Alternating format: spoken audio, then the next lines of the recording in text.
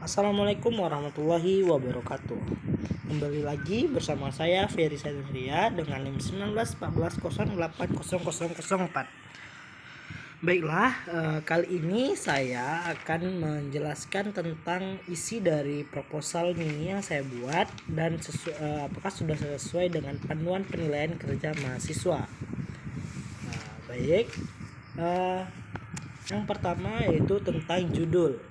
Judul pada penelitian yang saya buat pada proposal mini saya yaitu pengembangan media pembelajaran M-Learning berbantu Andromo berwawasan tarigane terhadap minat belajar peserta didik pasca COVID-19. Nah,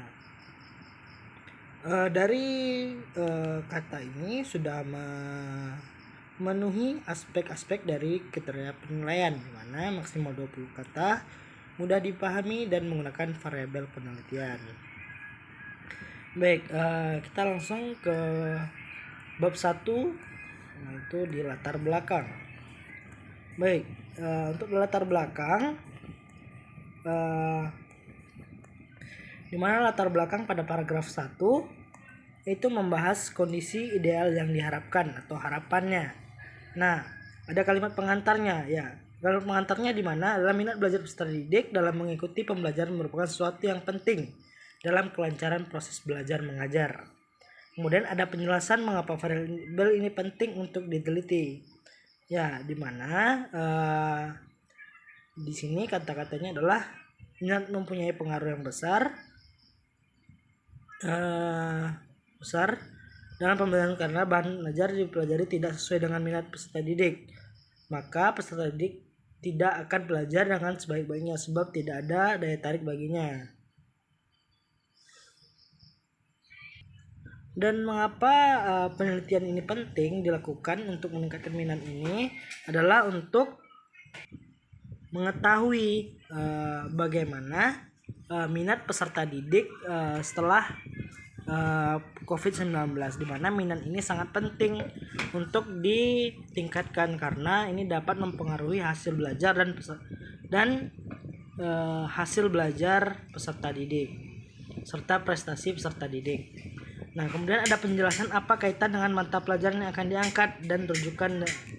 Nah, pada pembelajaran fisika ini minat belajar ini sangat penting untuk diteliti, di mana pembelajaran fisika ini atau pembelajaran IPA sangat penting untuk dipelajari gitu, karena memang pembelajaran fisika banyak kaitannya dengan pembelajaran di kehidupan sehari-hari dan dikaitkan pada pembelajaran selanjutnya. Serta ada kaitannya dengan ajaran Islam, di mana dijelaskan pada Quran surah An-Najm ayat 39 sampai 40. Kemudian dengan penjelasan yuridis, di mana minat belajar ini adalah untuk meningkatkan minat belajar ini sesuai dengan visi dan misi pendidikan nasional, di mana tertuang pada Undang-Undang Nomor 20 Tahun 2003 tentang Sistem Pendidikan Nasional. Nah, itu untuk paragraf 1. Kemudian pada paragraf 2 ada kalimat pengantar yang tentang permasalahan yang berkaitan dengan variabel Y, mana minat pelajaran ini mempengaruhi hasil belajar dari peserta didik, mana itu adalah kalimat pengantarnya tentang variabel Y, permasalahan yang ada di mana dapat mempengaruhi hasil belajar dan prestasi belajar, serta ada bukti-bukti berupa data yang dilakukan oleh PISA 2018, di mana Indonesia menduduki posisi 10 terbawah dari 79 negara yang berpartisipasi dalam penelitian di PISA ini. Kemudian ada juga bukti-bukti lain, yaitu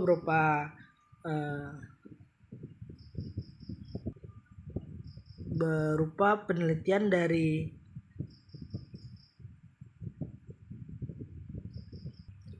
dimana dari penelitian Andriani, Harso, dan Anna, dimana kesimpulan dari penelitian mereka adalah dari pembelajaran fisika selama COVID-19 siswa kesulitan dalam memahami materi pembelajaran dan kurang aktifnya siswa dalam proses pembelajaran. Itu adalah data yang didapat atau kesimpulan dari penelitian yang dilakukan oleh Andriani, Harso dan Ana. Itu. Kemudian kita lanjut ke paragraf 3, di mana paragraf 3 ini tentang kemungkinan penyebab timbulnya masalah yang berkaitan dengan variabel tersebut. Di mana kalimat pengantarnya adalah dunia ini dikejutkan dengan wabah. Salah satu penyebabnya itu dunia dikejutkan dengan wabah virus COVID-19. Kemudian penjelasan tentang siswa yang dihadapi adalah siswa yang belajar melalui online gitu. Kemudian ada penjelasan penyebab dari aspek guru dan bagaimana kaitan dengan kebiasaan dalam mengajar, metode, bahan ajar, dan media dan lain-lain. Dimana dari aspek guru yaitu pembelajaran yang PTM terbatas, di mana waktu yang dibatasi, kemudian dengan cara mengajar yang online dan kebiasaan-kebiasaan daring lainnya. Nah, itu untuk paragraf 3. Kemudian implikasi masalah di paragraf 4. Nah, di mana implikasi masalah adalah kaitan tentang pengantar tentang apa akibat yang akan terjadi jika masalah ini tidak diatasi. Mana pentingnya minat belajar itu adalah kalimat pengantarnya itu adalah pentingnya minat belajar itu mempengaruhi keantusiasan dalam keaktifan siswa dalam proses pembelajaran. Siswa memiliki minat belajar yang tinggi akan selalu berusaha mengikuti proses pembelajaran dengan baik, tentunya agar dapat memperoleh hasil belajar yang optimal. Nah, di situ kalimat pengantarnya menjelaskan jikalau tidak diatasi maka banyak permasalahan-permasalahan seperti prestasi yang menurun dan lain-lainnya, dan hasil belajar yang menurun dari peserta didik. Itu untuk implikasi masalahnya juga sudah dijelaskan di sana. Jika tidak diselesaikan permasalahan ini maka akan permasalahannya akan melebar ke hasil dari pembelajaran dan prestasi dari peserta didik.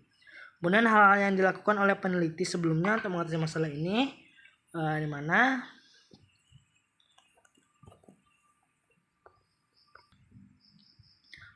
pada paragraf 5 yaitu hal yang telah dilakukan oleh penelitian sebelumnya untuk mengatasi masalah ini. Yang pertama, kita dahului dulu dari penyelesaian permasalahan dari pemerintah, di mana pemerintah mengeluarkan surat edaran Mendikbudristekdikti nomor 2 tahun 2022 yang mengatur tentang PTM terbatas. Nah, jadi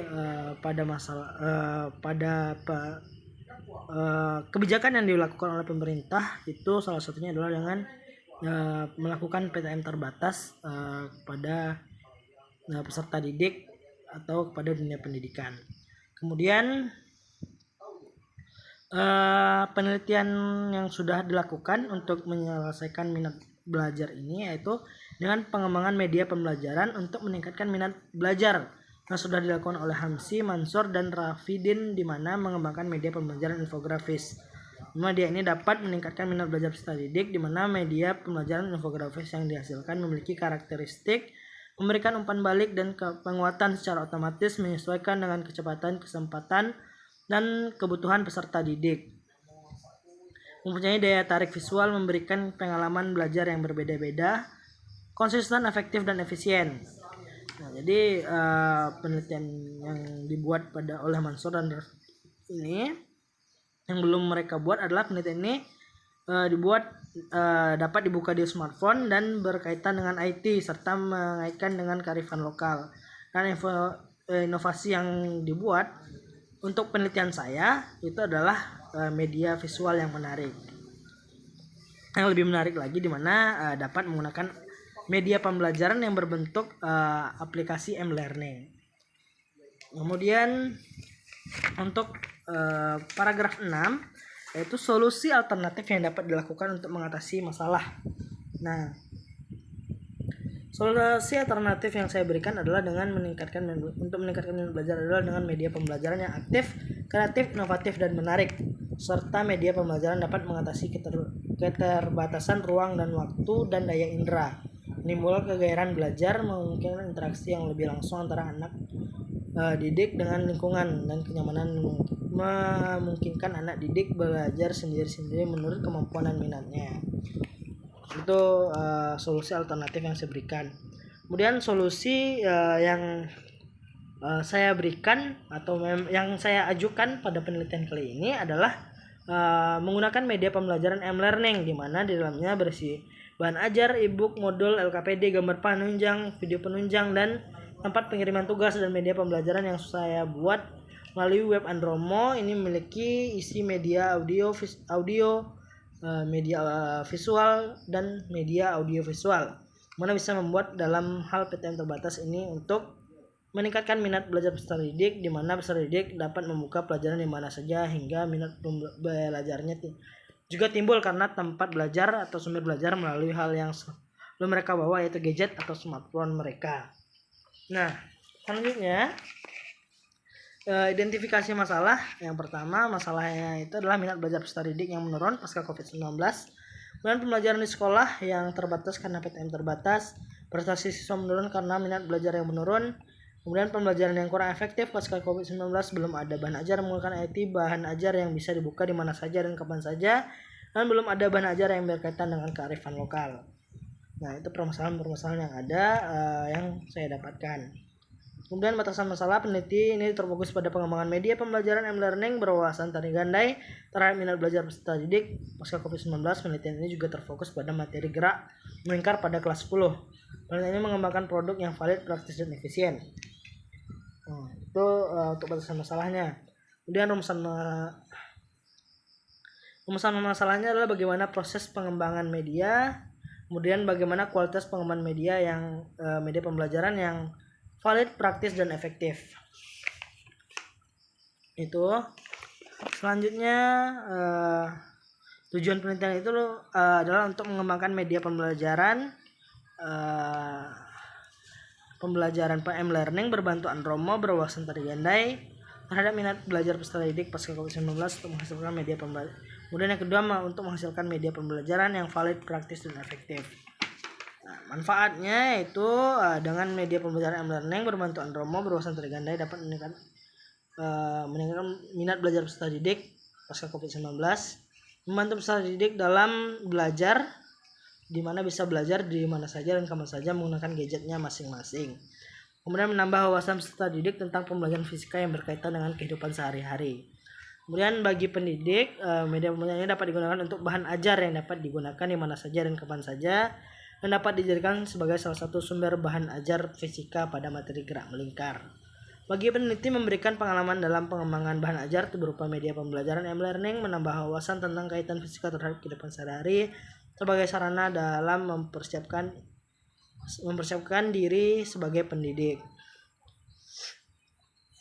Dan definisi operasional variabel, di mana ada smartphone, Andromo, m-learning, tari gandai, dan gerak melingkar.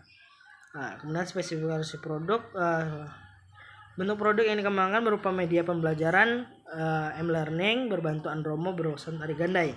Kemudian media pembelajaran m-learning dibuat dengan bahan bantuan dari web Andromo. Materi yang dibuat adalah media pembelajaran m-learning pada materi gerak melingkar. Dan inovasi pada penelitian adalah membuat media pembelajaran m-learning berbantu Andromo yang dikaitkan dengan kehidupan sehari-hari, yaitu tari gandai merupakan kebudayaan dari Kecamatan Neman, di mana perbedaan dengan penelitian lainnya adalah penelitian ini menggunakan web Andromo dan media pembelajaran yang dibuat dikaitkan dengan kehidupan sehari-hari. Kemudian media pembelajaran m-learning ini dapat menjadi solusi bagi peserta didik untuk meningkatkan minat belajar peserta didik. Asumsi saya, kemudian media pembelajaran ini dapat meningkatkan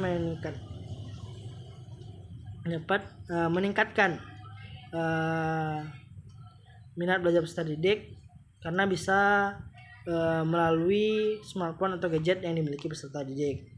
Keterbatasan dalam penelitian ini bahwa media pembelajaran yang dikembangkan berwawasan tari gandai dibuat untuk materi gerak melingkar, hanya materi saja yang dikaitkan dengan tari gandai karena tidak semua materi dapat dikaitkan dengan tari gandai. Alasan teoritis pertama menjelaskan tentang pembelajaran fisika, di mana pembelajaran fisika pada sekarang ini mengalami kesulitan dalam pembelajaran karena dilaksanakan PTM terbatas dan peraturan-peraturan lain pasca COVID-19. Menjelaskan tentang media pembelajaran, Kemudian membahas tentang mobile learning itu apa atau m-learning itu apa, dan membahas tentang definisi Andromo, apa itu web Andromo, kemudian definisi minat belajar. Dimana pada minat belajar ini memiliki beberapa indikator, yang mana perasaan senang, ketertarikan siswa, dan perhatian siswa dan keterlibatan siswa. Dan memiliki subindikator. Untuk perasaan senang, subindikatornya yaitu yang pertama, subindikator pendapat siswa terkait pembelajaran, subindikator kesan siswa terhadap pendidik dalam menyampaikan materi, dan subindikator perasaan siswa selama mengikuti pembelajaran. Kemudian untuk indikator ketertarikan siswa memiliki 2 subindikator, di mana subindikator yang pertama adalah ada rasa ingin tahu siswa saat mengikuti pembelajaran. Yang kedua, subindikator di mana penerimaan siswa saat diberi tugas oleh pendidik. Kemudian perhatian siswa memiliki 2 subindikator. Yang pertama, subindikator perhatian siswa dalam belajar, dan subindikator perhatian siswa saat diskusi dalam pembelajaran. Keterlibatan siswa memiliki 2 subindikator juga, di mana yaitu pertama, kesadaran siswa dalam belajar, dan subindikator kegiatan siswa setelah dan sebelum masuk sekolah. Itu adalah indikator dan subindikator pada minat belajar peserta didik. Dan penjelasan tentang tari gandai, di mana tari gandai berasal dari adalah sebuah tarian yang tradisional yang berasal dari Kabupaten Mukomuko, Provinsi Bengkulu. Untuk penelitian relevan ada 3 jenis penelitian. Yang pertama tentang media pembelajaran berbentuk aplikasi m-learning, ada 2, dan media pembelajaran di mana untuk meningkatkan minat belajar peserta didik. Dan kerangka berpikir pada penelitian kali ini adalah mengumpulkan masalah-masalahnya, kemudian memberikan solusi, yaitu berupa pengembangan media pembelajaran m-learning berbantu Andromo berwawasan tari gandai terhadap minat belajar peserta didik pasca COVID-19, dan diharapkan nantinya setelah penelitian ini maka dihasilkan sebuah produk berupa media pembelajaran m-learning yang valid, praktis, dan efektif. Oke, untuk penelitian kali ini saya menggunakan penelitian R&D atau Research and Development, di mana adalah penelitian dan pengembangan. Dan model pengembangan yang saya pakai kali ini adalah model Bloom, di mana pada penelitian ini model Bloom itu memiliki 3 tahapan, yaitu penelitian pendahuluan, fase pengembangan atau prototype, dan fase penilaian. Nah, pada penelitian pendahuluan kita perlu menganalisis kebutuhan baik itu pendidik dan peserta didik, kemudian menganalisis literatur atau studi pustaka terlebih dahulu untuk apa yang akan kita isi pada penelitian pada produk yang akan kita berikan. Dimana pada analisis literatur ini kita harus menganalisis kurikulum dan materi yang akan kita buat untuk media yang akan kita buat. Dan yang kedua, kita harus menganalisis bahan ajar yang akan kita buat. Kemudian pengembangan prototype. Nah, pada pengembangan prototype ini ada beberapa tahapan. Yang pertama, mendesain prototype, kemudian mengevaluasi prototype. Setelah kita desain, maka dia akan dievaluasi formatif oleh validator untuk mengetahui validasi isi dan kelayakan dari media yang kita buat. Kemudian tahap prototype setelah dievaluasi tahap prototype ini ada beberapa fase, yaitu prototype 1, mana prototype 1 ini adalah prototype awal yang kita buat. Setelah itu dievaluasi, setelah evaluasi ini dan kita perbaiki atau kita revisi menjadi prototype 2, dan hasil prototype 2 menjadi revisi prototype. Kemudian tahap yang ketiga yaitu tahap penilaian. Di sini akan melihat kepraktisan dan keefektifan dari prototipe yang sudah kita buat, dimana akan kita coba pada pendidik dan peserta didik pada pembelajaran fisika nantinya. Dan ini adalah langkah-langkah pengembangan media pembelajaran m-learning berwawasan tari gandai terhadap minat belajar peserta didik pasca COVID-19.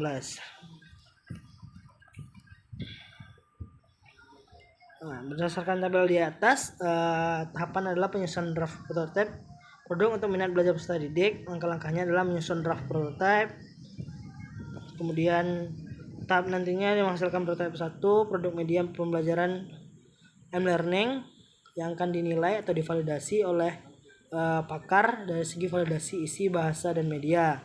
Hasil validasi dijadikan sebagai dasar bagi revisi desain sehingga menghasilkan prototipe 2, produk media pembelajaran. Tahap kedua adalah uji coba terbatas file testing, di mana prototipe produk terhadap minat belajar peserta didik. Kemudian uji coba produk, di mana uji validasi, uji praktis, dan uji efektivitas. Uji validasi dilakukan oleh validator, mana akan melihat isi, media, dan bahasa dan konstruksi dari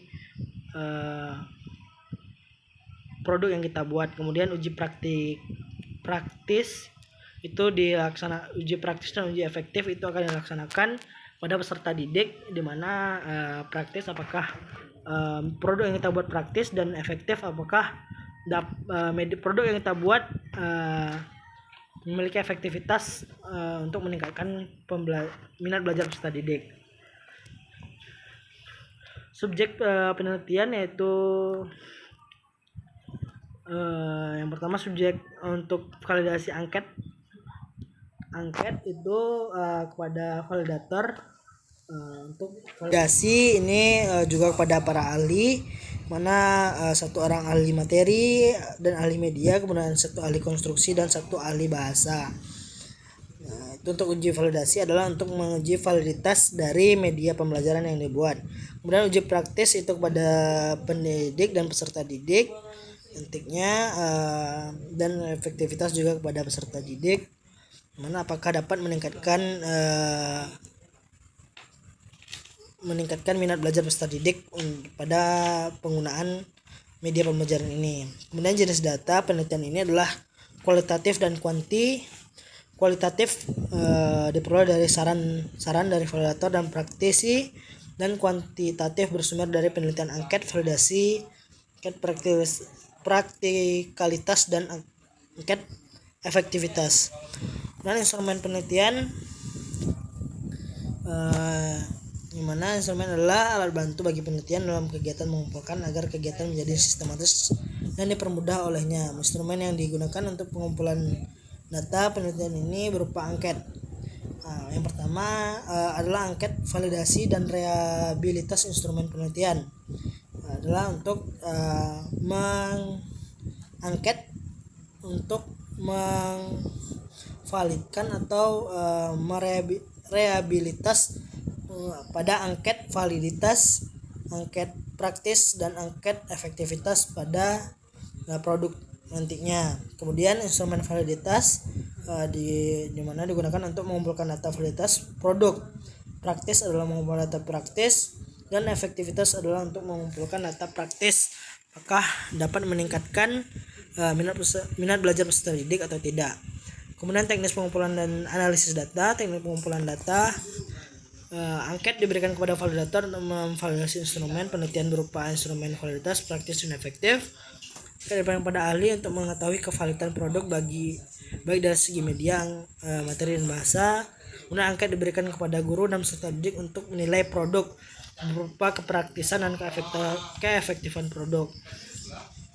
Kemudian teknik analisis data pada penelitian ini berdasarkan angket yang telah diisi oleh tenaga ahli, praktisi, dan analisis yang mengetahui tingkat kevalidan produk. Dikembangkan analisis validitas menggunakan skala Likert dengan langkah-langkah seperti yang tertulis. Dan untuk teknis validitas ini adalah penilaian produk berdasarkan angket yang telah diisi oleh tenaga ahli dan praktisi analisis mengetahui tingkat kevalidan produk. Kemudian yang ketiga, teknik analisis praktikalitas. Suatu produk bahan ajar dikatakan praktis jika peserta didik dapat menggunakan bahan ajar tersebut dalam pembelajaran secara praktis dan efisien. Nah, itu untuk tekniknya sudah seperti yang tertulis. Kemudian teknik analisis efektivitas, mana data efektivitas media pembelajaran ini adalah untuk mengetahui bagaimana apakah media pembelajaran yang dibuat dapat meningkatkan minat belajar peserta didik. Yang mungkin itu penjelasan pada sedikit penjelasan tentang proposal yang saya buat. Mungkin saya akhiri dengan wabillahi taufiq wal hidayah. Wassalamualaikum warahmatullahi wabarakatuh.